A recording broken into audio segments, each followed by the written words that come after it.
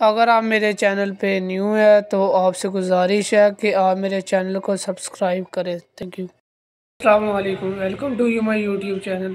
उम्मीद करता हूँ आप सब ठीक ठाक होंगे, सेहत भी ठीक होगी।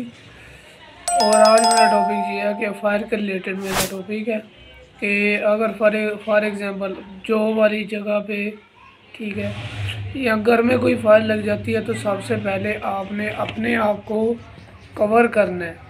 कवर करने से मुराद ये है अपने माइंड के हिसाब से आपने फायर का कंट्रोल करना है। जब भी घर में या काम की जगह पे आग लग जाती है को तो बंदे के माइंड में, पहले समझदार भी बंदा हो ना, वो अपने माइंड को कंट्रोल नहीं कर पाता।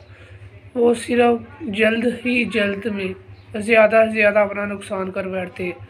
तो इसलिए मैं आपको बताना चाह रहा हूँ कि, तो बताने का मकसद आपको ये है कि आपने सबसे पहले अपने आप को कंट्रोल कर लेना है। अगर आपने अपने आप को कंट्रोल कर लिया तो उसके बाद में जो भी आप स्टेप लेंगे तो आई होप कि वो काफ़ी बेनिफिट होगा आपके लिए भी और फायर को कंट्रोल करने के लिए भी।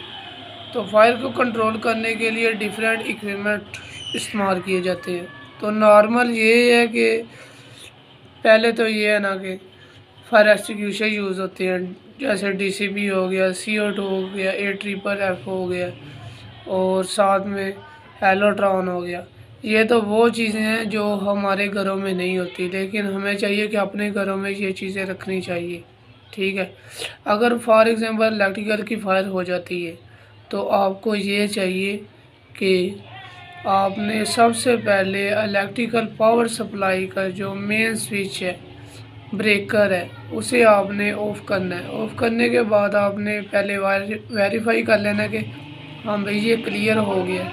और अगर क्लियर हो गया तो आप ये करेंगे, फिर उसके बाद पानी आप ऑपरेट कर दे, पानी चला दे ताकि फायर जल्द से जल्द कंट्रोल हो जाए। थैंक यू, अस्सलाम वालेकुम। अगर मेरी वीडियो आपको पसंद आई हो आप लाइक करें, शेयर करें, कमेंट्स करें।